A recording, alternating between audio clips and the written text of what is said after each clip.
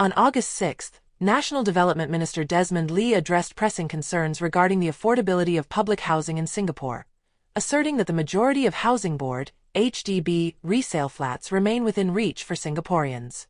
This statement comes in response to a parliamentary question posed by Mr. Saktiandi Supat, Member of Parliament for Bishan Toa Payoh GRC, who raised concerns following record-breaking HDB resale price transactions in recent months.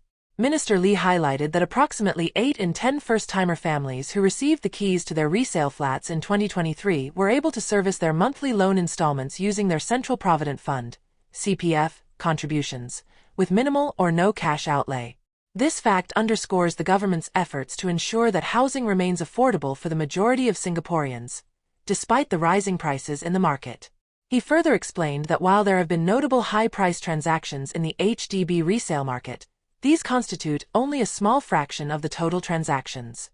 Specifically, a third of these high-price transactions involved larger flats, such as maisonettes and jumbo flats, which are relatively rare and significantly larger than most other HDB units.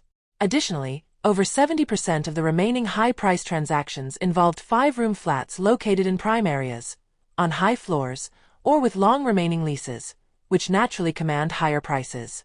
Addressing Mr. Saktiandi's question about the impact of the prime location public housing (PLH) model on resale prices, Minister Lee clarified that there is no conclusive evidence to suggest that the PLH model has driven up resale prices in nearby towns. However, he noted that it has been less than 3 years since the PLH model was introduced, and it will take several more years before the first PLH flats enter the resale market. The government will continue to monitor the situation closely. The PLH model, launched in 2021, imposes stricter conditions on buyers, including an 8% subsidy clawback upon resale and a 10-year minimum occupation period. These measures are designed to maintain affordability and prevent speculative buying in prime locations. Minister Lee also addressed the broader issue of rising resale flat prices, attributing the increase largely to the COVID-19 pandemic.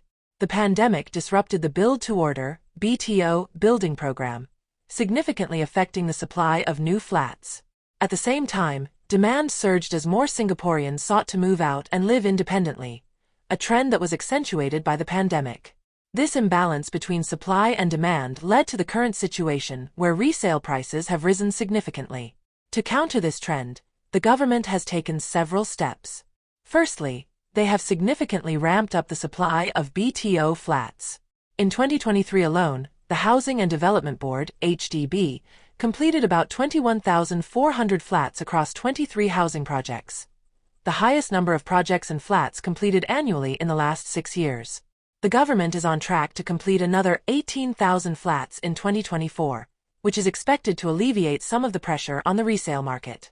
In addition to increasing the supply of new flats, the government has also implemented 3 rounds of cooling measures since December 2021. These measures are aimed at tempering housing demand in the resale market and encouraging greater financial prudence among home buyers. Despite the recent surge in resale prices, Minister Lee emphasized that housing prices should not be expected to rise indefinitely. He pointed out that the property market moves in cycles, and history has shown that periods of market exuberance are often followed by corrections. Minister Lee concluded his address with a word of caution to prospective home buyers, urging them to be extra careful in their financial planning. He reminded them that those who buy at the peak of the market may be harder hit when prices eventually come down. This caution comes at a time when there has been a significant increase in the number of million-dollar HDB resale transactions, raising concerns about housing affordability, particularly for Singaporeans facing a high cost of living. According to data from the government website data.gov.sg, July 2024 saw a record-setting $120 million HDB flat sold, surpassing the previous record of $96 million transactions set in June 2024. This trend is part of a broader pattern, with 539 HDB flats sold for at least 1 million Singapore dollars in the first 7 months of 2024, compared to 470 such sales in the whole of 2023 and 369 in 2022. One of the most notable transactions in July was the sale of a 5-room unit in Margaret Drive, Queenstown, for approximately 1.73 million Singapore dollars, setting a new record for the most expensive HDB resale flat in Singapore. This sale eclipsed earlier records, including a 5-room unit in Boon Tiong Road that sold for 1.59 million Singapore dollars in April, and another unit at City View at Henderson, which also sold for 1.59 million Singapore dollars in June.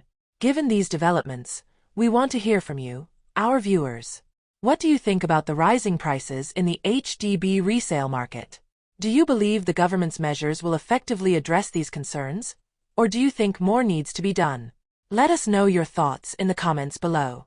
Don't forget to like, share, and subscribe to our channel 2230 for more in-depth news coverage like this.